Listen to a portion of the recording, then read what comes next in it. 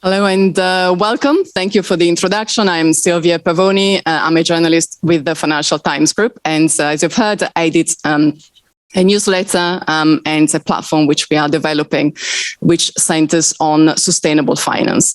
And the audience that we want to serve is bankers, investors, and corporates. So I actually have representatives from exactly my target audience here with me on stage, which is wonderful.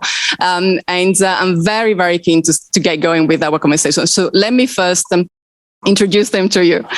So starting here right from my left, we have Virginie Morgon, who is the CEO of Eurazeo.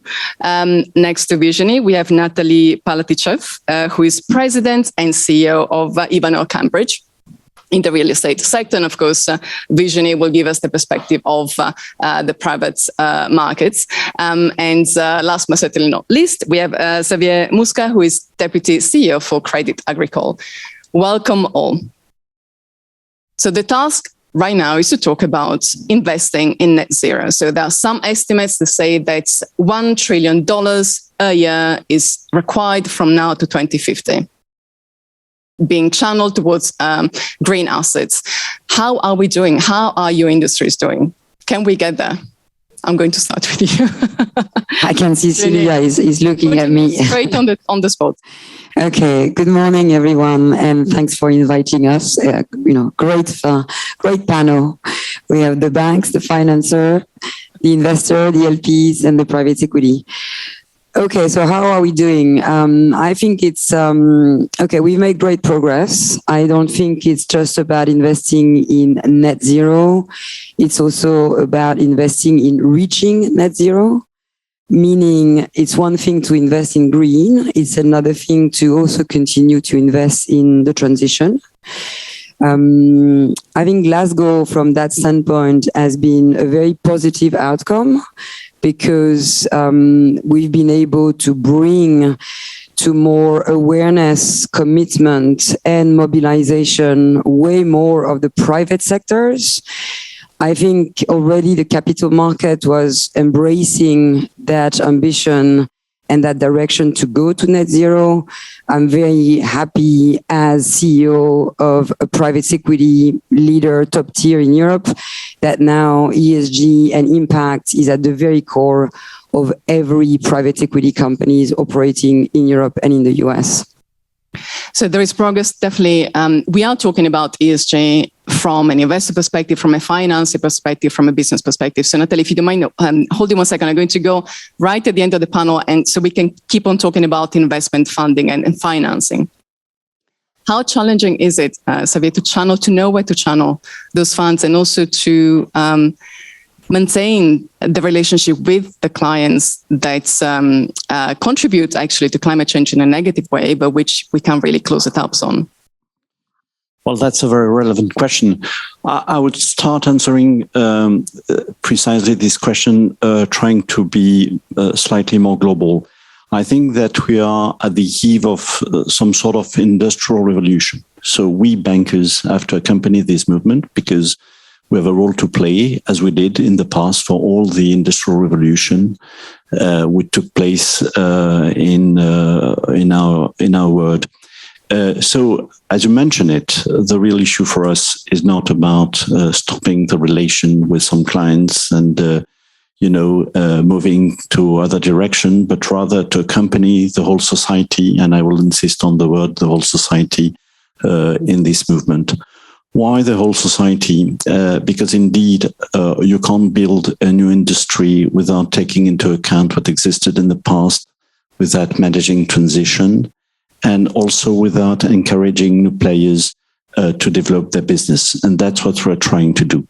And when I say whole society, it's because, and maybe that's one of the characteristics of Crédit Agricole, which is, as you know, a cooperative bank, we have to take into account the problems that in our society, the poorest, the more fragile people will face towards this transition. So our role is to accompany all our clients, all the investors in this movement. We are doing that. We're trying to doing that. We have decided that all our policy will be Paris Agreement aligned, and we have set a scientific committee in order to review this policy. We are going this direction. We have, and answering more directly to your question, to be aware that our role is not to green our portfolio, is to green the economy, which is to accompany a movement rather to claim on, places like that we are perfect. We are not, in fact, even though we are going in the right direction. But the issue is to incorporate in all the decision we made this imperative of moving towards this new society and this new industry we're building. Sorry for being a bit long. No, thank you. So you've touched on a couple of things that I definitely want to go back to later on. But let's hear from Natalie. So investors, lenders, how has your relationship with the finance and investment sectors changed over the years? That's probably why I'm the last to answer, because I'm like the most grounded in this panel, because I'm really dealing with the day-to-day, very tangible actions and acts, because we are talking about brick and mortars regarding my industry. So that's why probably I'm at the end of the chain, or maybe at the beginning, depending on the way you're looking at that. Just getting back immediately and as a short reaction to what you just said, I don't think that you are accompanying the movement. I think you are starting the movement, because, when we're talking about big money, a lot of capital, then everything starts and finishes with bankers. Because if we don't find financing to do something, then it's just not happening. So I think that your responsibility is big as a lender, and I think it's probably what's going to structure quite dramatically the environment. And then I'm completely in line with what Virginie said about COP26 and Glasgow. Definitely the private sector was very active during those 2 weeks, and especially the real estate sector. And probably for the first time in the history of COP, the real estate was really well represented. I had the opportunity myself to attend 2 panels, and we had a lot of audience and a lot of feedback regarding that, because again, we were talking about tangible actions and things that everybody can understand. And, it's like for me, like in the Silicon Valley is the KISS approach for me. So keep it simple, trying to really make things happen because people understand what we are doing and how they can do it. And, I'm very linked to Montreal for obvious reasons. So the money that I have the big responsibility to deal with is coming from people, the Montreal people, the Quebecers, who are really willing to make a difference. So that's why they are transferring this responsibility to me in the way I'm dealing with it. And we are definitely linked to each other. And the way we're looking at that is that we are looking at the whole chain of value, and from property management, asset management, to the employees and to the cities, we're trying to find the best way to have everybody incentivized to achieve the same goal. So that would be probably the way the industry should look at that. For the time being, we have, of course, our net zero commitment. It's not the case for the whole industry, and it really depends on the geography and the fact that you are either local or global. And as a global investor, and I'm happy to share the responsibility with you, Xavier, because as a global investor, I think we have a big role to play in leading the pack and showing that it's possible. Can I react? Please. In order to make this debate lively. I maintain the word accompany, and I disagree on that with Natalie. I would like to explain why. I think that, when we are talking about transition, we are talking, in fact, about energy policy. And energy policy is about state responsibility. When the Germans decided to go out of nuclear power production, they don't ask the bankers, they decided. When the French in 1973, because of the Keeper War, decided to launch precisely the nuclear plan, they don't ask the bankers, they don't ask investors, they decided. And when you look at Europe, you see the differences existing now into the energy policy. So my point is not to say that bankers or investors are not responsible, but we are not an oligarchy. We are not a plutocracy. We are supposed to be a democracy. Bankers, investors have to follow the route which is indicated to them by the society and by the democratic elected powers. So what I'm asking for is that, because I want precisely this transition to succeed, that this would be a global movement in which everyone is involved. And at the top of that role, obviously the state, and for us, Europe. I think that without a clear commitment from the political powers and clear taxonomy, which is, for the time being we have not, we will have difficulty, us bankers, you investors, to make our job properly.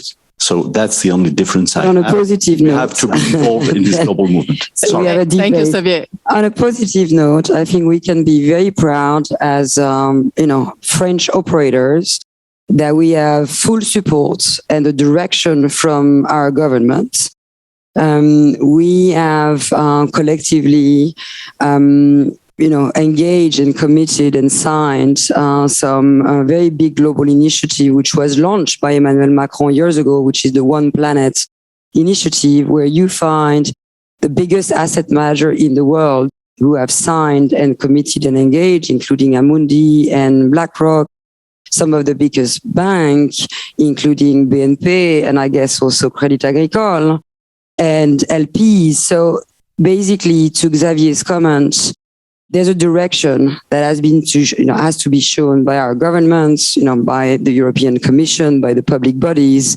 And then we, as private players, we embrace it, we leverage it, we accelerate it through public shareholders, private equity investors long-term, being real estate or private equity. And this is happening now. And there's one very big positive out of that, COVID crisis, which we're not out, quite yet there. Seen from the audience, we can see that hopefully a lot of people are remote and listening to us remotely.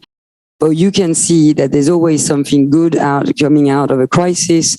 There's been a big awakening, which has been probably much more D&I on the US side and, climate, because we've always been very much geared towards climate in Europe and at the front as a leader and pioneer in Europe. But that's accelerating, and that's a good thing. So the conversation is definitely going, I feel, in the right direction. I mean, there are lots of policies, lots of talk around ESG. No one, I can't think of anyone who would be caught dead, really, in the corporate finance and investment world, saying that they're not doing absolutely anything in this area. But I have to say that, of course, this was the finance COP, wasn't it? So there was the COP where finance and business were very much present. The $130 trillion commitment on paper, at least from the G funds, led by Mark Carney, channeling, of course, the private sector towards the net zero goals. But it is true that we do need level playing fields, and if money moves things, so if corporates, if they, again, the money taps are closed, then of course decisions need to be taken. But actually, the bankers do follow what regulators say. I'm sure that if the ECB goes to Xavier and says, hang on a second, we're going to change your weighting, your capital weighting, your risk-adjusted capital weighting, and we're going to adjust them to green, then banks are going to take really different decisions. So the question with a really long preamble is, don't we need actually a level playing field when it comes to regulation? Don't we need governments and policymakers to agree and move towards that, point towards a similar points, I guess, so that we don't risk creating inadvertently regulatory arbitrage? Is it something that you would like to see? Would you like more regulation? I guess that's the question. And Xavier is nodding. The simple answer is yes. I ask for more regulation, ask for more decision, for more investment.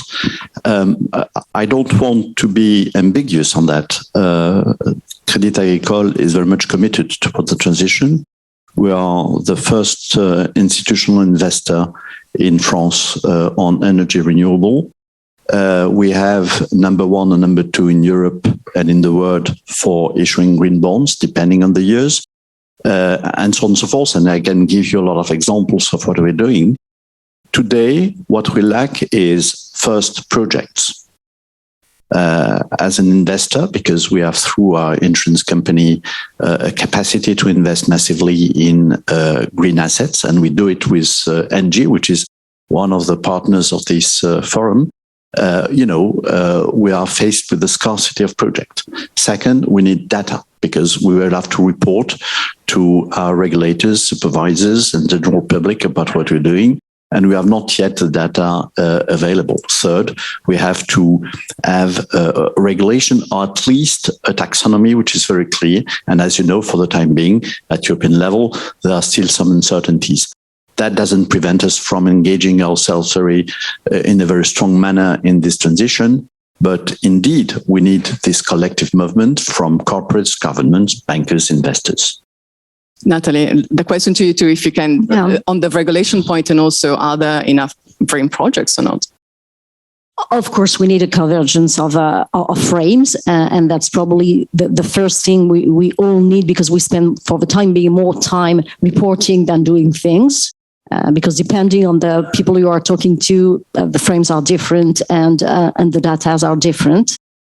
So I think that it would be probably the first move, and it's probably because I left France 6 years ago, Xavier, that, democracy is sometimes, and I'm not in any way in favor of dictatorship because I'm most a Canadian citizen, but sometimes it's everybody, then nobody. And that's the way I think people have used this excuse to do nothing and say, okay, we're just to wait for the regulation to move and then we'll see if we would have to do something or not.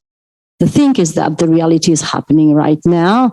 And, for me, it's not a question of being ideologic about it or having any kind of utopia. It's just because I'm chasing return for my depositors, for the retirees of Quebec. And what we're talking about here is potentially no return at a point. So it's something that we can't just bet on. So if we don't move and if we just wait, then it's going to be probably too late. And the thing is that when you move, and you know that because you have a global group, when you talk to you don't even talk to American citizens, you talk to a state. Then if you talk to New York or if you talk to Texas, then it's going to be probably different answers.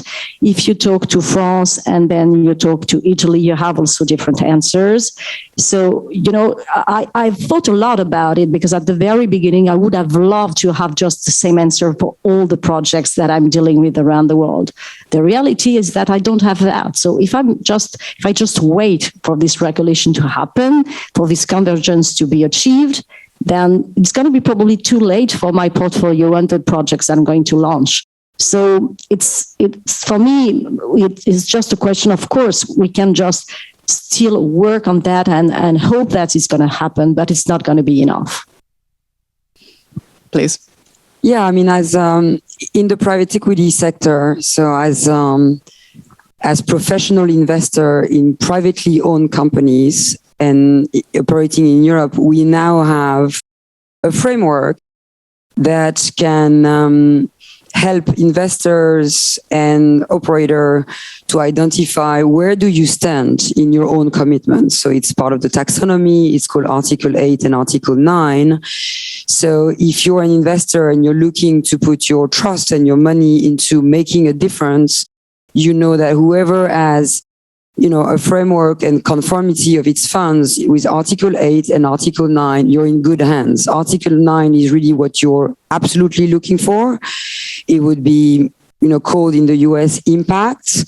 And Article 8 means that every of the investment that you're making as a private equity investor, there is a full-fledged ESG due diligence and there is an ESG plan of transformation which is being followed, measured, and reported on.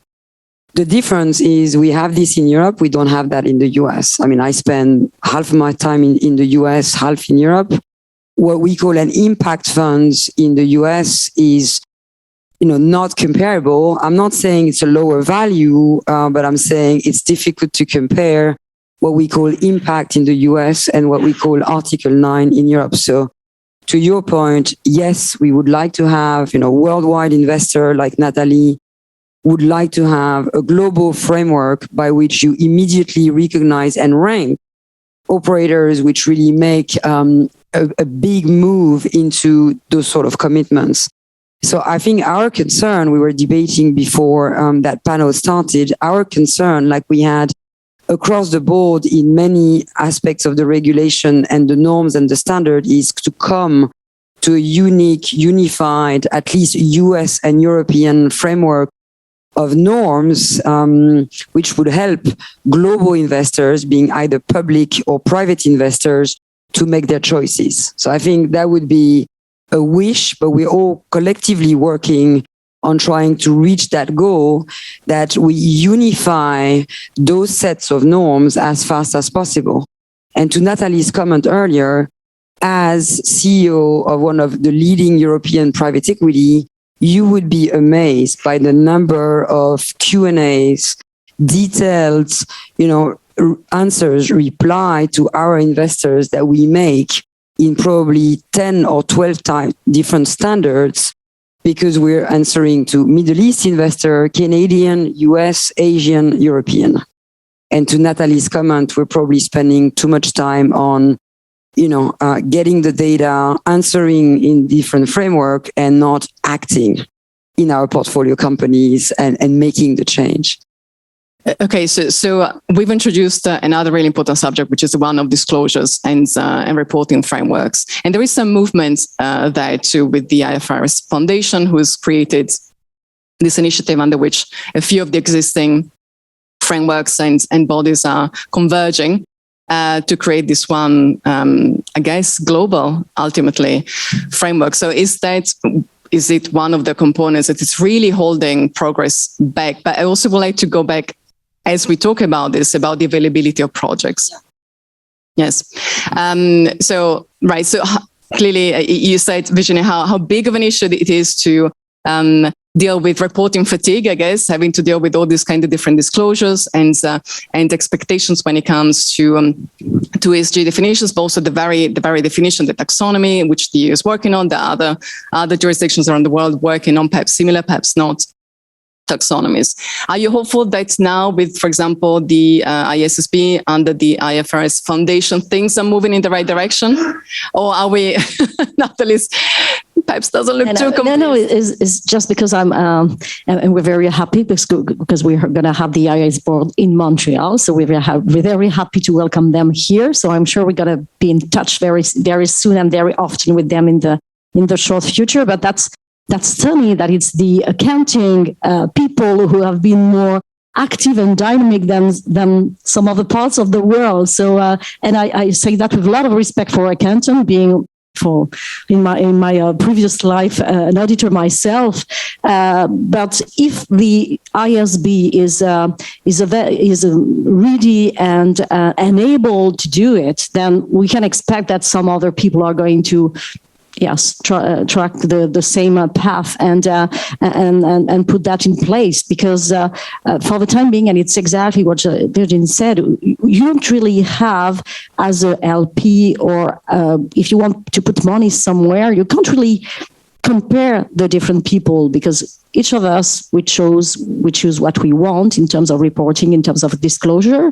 So it's very difficult to just make a simple comparison between the different possibilities, and then it will not value the efforts of the people who are more willing and active in this area, which is unfair, I think. I mean, let's try to be simple. I mean, we're all trying to reduce gas emission, aren't we? In where we invest, in the companies that we support, in our expansion.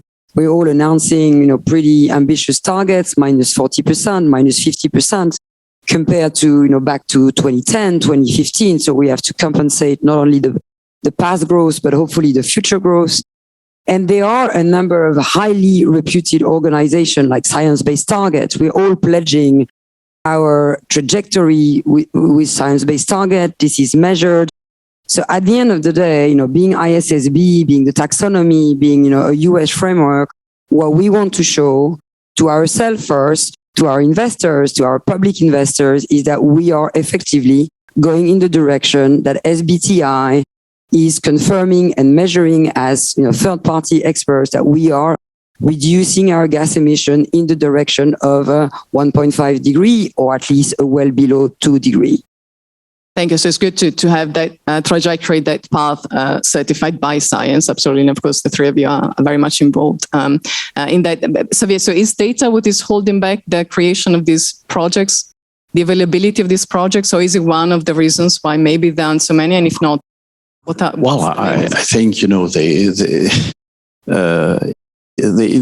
issue is that, as you know, first of all, building a project of new energy is something which is time-consuming, notably in countries like France, in which you need to get a lot of agreements and so on and so forth. But France is not an exception. And there is another dimension you have to take into account, which is that some of those projects are not viable without state support. Because some of those energies are not yet competitive with coal, with oil, etc., with gas. So to a certain extent, you have to figure out how do you make this difficult mixture between public and private interest. And that's why at the beginning I was saying that it is something which have to involve the whole society. Recently, the French government decided to modify the prices at which EDF is buying energy, is buying solar energy. It has an impact, obviously, on investors. So I just want to highlight through that one of the key issues, one of the bottlenecks is precisely how do you assure about the commitments of state to maintain the prices at the level they have decided. There is, the investment which are needed, which are huge. There is the administrative procedures, which in Europe are very cumbersome and which prevent the solution to emerge as quickly as we would want. So all these elements have to be taken into account. We consider that today, when we want to invest, we are very often confronted with the fact that we have more money to invest than the project available. And that's a reality. So one of the bottlenecks is really this issue about, I'm talking here about energy project, about the project themselves. Thank you. So more energy projects. I mean, if there are any energy companies here in the room or listening to us online, please come forward. I'm sorry to take again the floor, but I want to say that, for example, we have a partnership with ENGIE. ENGIE is building new energy plants, and we are taking systematically part of the capital of this new project. So that's the kind of agreement we have. So very happy if others want to join. I'll give you a few examples of what we managed to do, which goes in the direction of contributing to that trajectory. So we're out of the 30 billion that we are managing at Eurazeo, already about 4 billion is invested in impact. Now, impact is a large definition. Xavier is covering more specifically energy. You add, healthcare. You add new technologies, which goes in the direction of running cities in a smarter way. There's a panel this afternoon about new forms of mobility. We invest in tech in terms of contributing to the solution. A lot of our investment at Eurazeo would certainly be in software services, in energy saving, in smarter building, in new mobility offering, which all goes in the direction of contributing to that trajectory. So my point is that you can invest today through healthcare, through tech, through some transition, which is not just green, which helps a great deal in, of course, reaching that trajectory. And us, as investing in small and mid-cap companies, we have about 500 companies in our group. We measure every of the benefits of our decision making in terms of transition, in terms of cost avoided, tons of gas emission avoided. It's been 1.5 million over the last 5 years across our portfolio companies. And it's really about going into the nitty-gritty of the way our companies operate. What's the mix, the energy mix? What's the supply chain? How do you modify it in order to make some saving? And you go from scope 1 to scope 2, scope 3.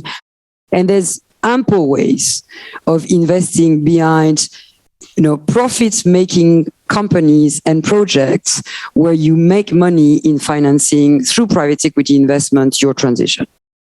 Thank you. So it's energy, but of course it goes beyond energy. We're talking about infrastructure, the whole, and by infrastructure I mean everything really that is around us that helps us to live our lives and work. So let's talk about transition. We started with the the need to invest in net zero and facilitate that transition, but everyone, the world needs to ensure that transition is also just. So I want to ask you, we still have a few minutes, about the interactions between the E components of ESG and the S, and the environmental and the social. If it is challenging to really have data that we can rely on and take good decisions, good investment decisions on when it comes to climate and the environment, it's even more challenging when it comes to the S, not to mention the relationship between the E and the S. So is this something that you all are considering, and how big of a headache is it? When you think about real estate, you think about building the world very humbly. So of course you think about community. So the S is very close to everything else, or maybe it's the basis. So maybe we should start with S and then think about the E. That's the way I think in our industry should look at that. So of course it's key in the way we are going to answer real needs of the community instead of just building and hope that somebody's calm. So I think that it's going to be a big change of culture. And you were talking about revolution, and that's a revolution in the real estate industry, where we have been through more than 15 years of everything turned into gold, whatever we used to do. So that's complicated for an industry which has been so spoiled to just reinvent itself and say, okay, we're going to do something different, even if we are sure as an industry that we have done the right things and everything has worked. So it's more difficult, when you're privileged and lucky to just question what you do. So I think it's where probably the big revolution stands regarding the real estate industry. So based on that, we definitely have to think more about what we do, why we do it, and how we do it. And the best building is the building that you don't build. So this transition for us is really important, because 80% of the buildings we're going to have in 2050 are already built. So if we don't deal with that, if we just deal with the new buildings, then we're just going to solve a very marginal part of the problem. So that's where I think it stands. And that's why you have to think social between thinking about environment, because I think it's going to follow in the way you are going to make the right decisions regarding, for example, which you talked about, transport, means of transportation are going to be key in the way carbon is going to be used, because we can deal with the operations within the building, but the embodied carbon, which is everywhere in the construction, in the way people are going to join your building, are very key too. So you have to think about it. And of course, where it's still complicated is that you deal with confidentiality, because you rely on data that sometimes people do not want to share with you. So when, for example, when you have shopping centers, and when you want to know who is buying, who is coming, what do those people do, who's going to help probably to redirect different things, then you need those data. But people do not agree to share with them, and it's okay. So we have to find another way to access that. So definitely, I think that in terms of environment, we are more and more equipped because of thanks to the world of prop tech, which has completely reinvented the industry over the last years. But in terms of social, that's still something we're missing in the way we're going to track it, because it's going to be probably more quantitative and qualitative than quantitative. So that's more complicated, but it's definitely something that we try to find the angle to solve the problem. Thank you, Xavier. So we have a green taxonomy, but we're also going to have a rainbow taxonomy that includes social elements. Is it going to be helpful if not done as you would like it to be? Well, I think that indeed the social component is very important. Whether the taxonomy will help, I'm not sure that it will be at the center of this specific problem of social, because taxonomy is rather about the energy you choose, those which are green and those who are not. As far as my responsibility as a banker, I would say the following thing. It is true that when we talk about climate change, transition, etc., everyone has in mind big industry, investors, big plans, etc. But on the other hand, we have, I would say, normal people. And for Crédit Agricole, that's a big challenge. One household out of 4 in France is a client of Crédit Agricole. So the question for us, a concrete question, is how do we help these people? Help them understand what is at stake, how they can finance a new car, which is consuming less carbon. How can we help them to get eating at a better price without consuming carbon, and so on and so forth. So our responsibility is, as it was said by Natalie a few minutes ago, to offer to everyone all the advices, because people need, above all, to understand what is at stake and what is happening, advices, because it's very complicated for them. Advices and also products, because they will need to finance those new investments which are required for them in order to move in this new world in which we are entering. So we feel that that's our responsibility. Build this global offer of products and services for everyone, accessible to, all categories of population without excluding nothing. It's not easy.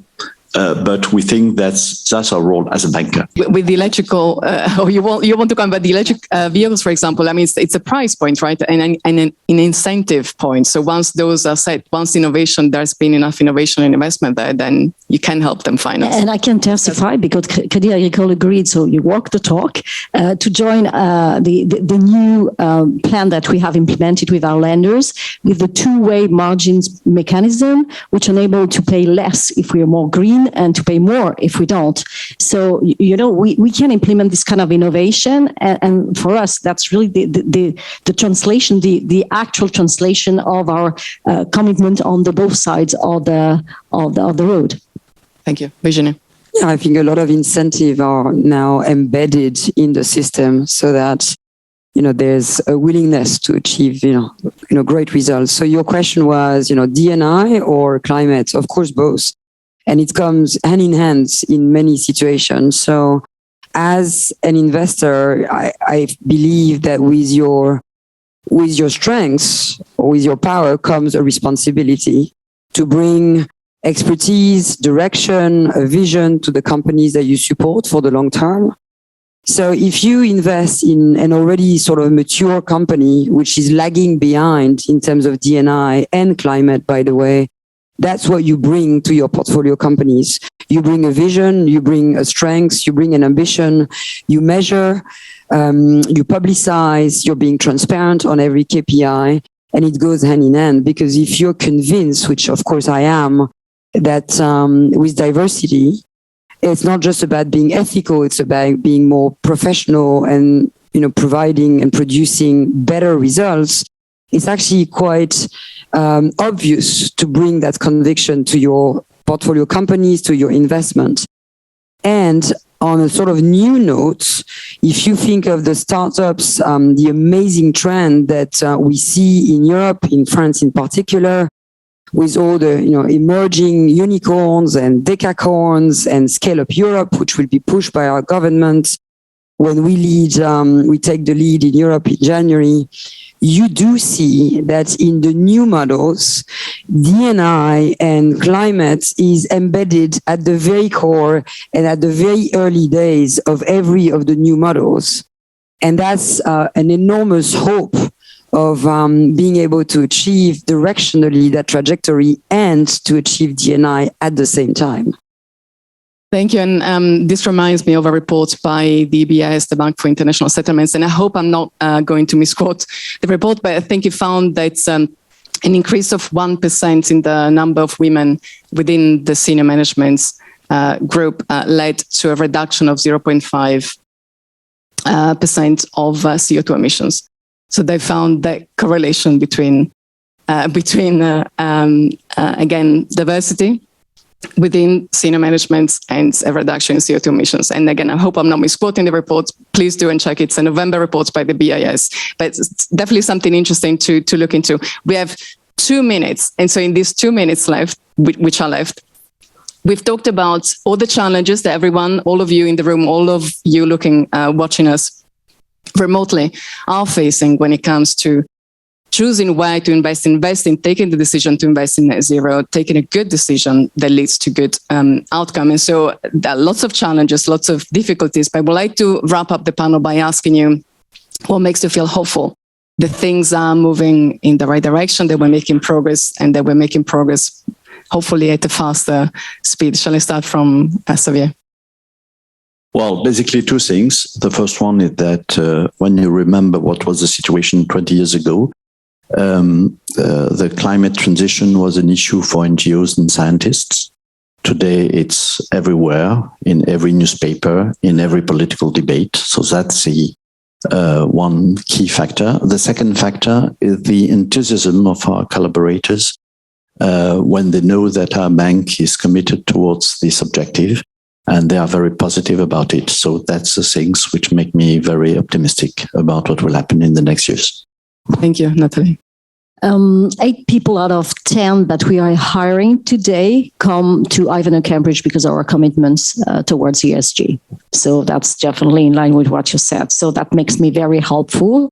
And it's very refreshing. You know, I'm 54 and I'm happy to spend the rest of my career thinking about something which was not in my, I would say, first thinkings when I moved to real estate a long time ago. So I'm happy that those things are happening. It's us talking about it today, which shows that it's really happening. And the other thing is that, you know, I'm French. I'm very European focused. And when I moved to Montreal 6 years ago, I found that North America was a little bit lagging behind, probably a little bit less Canada, but US was definitely lagging behind regarding that. So now the main change for us is that it has changed dramatically in North America. So, you know, when it happens in US, then you can think that at a point it's going to have a lot of impact everywhere around the world. Whatever you think about it, that's just the way it is, because it's where the market is, it's where the money is. So those 2 things, the people who are really convinced that they are doing the right things, and the fact that the capital has changed their mind, show that it's happening. Thank you. And Virginie, the last word. Yeah, very optimistic, because we have to be to make things move forward. And I'm very happy to see that we are bridging some of the gaps. We've certainly bridged the financing gap.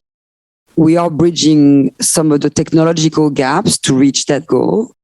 Let's hope that we breach what I call the GDP gaps, where, you know, the states commits stronger and we have more states committing, but we are certainly going in the right direction. Yeah, we are bridging gaps. Thank you. Thank you. And it's time for us to wrap up the panel. Thank you again so much to Xavier, Natalie, and Virginie for sharing their thoughts. So great commitment here on stage, and energy as well. I can see enthusiasm to try and really improve things and make a difference. I hope you enjoyed the discussion, and thank you. Thank you all.